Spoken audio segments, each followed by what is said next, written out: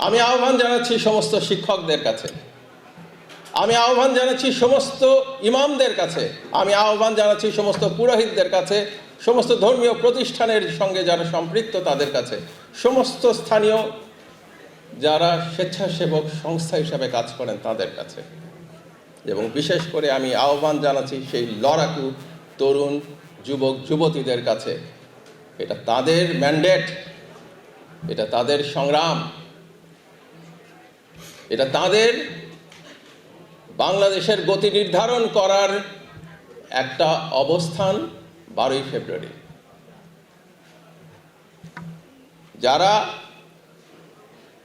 বাংলাদেশকে বদলে দিতে চান, যারা বাংলাদেশকে সমৃদ্ধশালী হিসাবে দেখতে চান, সবাই মিলে গণভোটে হাঁয়ের পক্ষে দাঁড়াবেন এবং ভোট দিবেন সবাই সপরিবারে, যে উৎসব মুখর পরিবেশে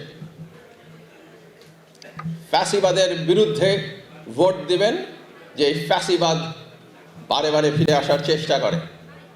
ফ্যাসিবাদকে দমন করতে হয়, প্রতিহত করতে হয়, আর সেজন্যই আমাদের অস্ত্র।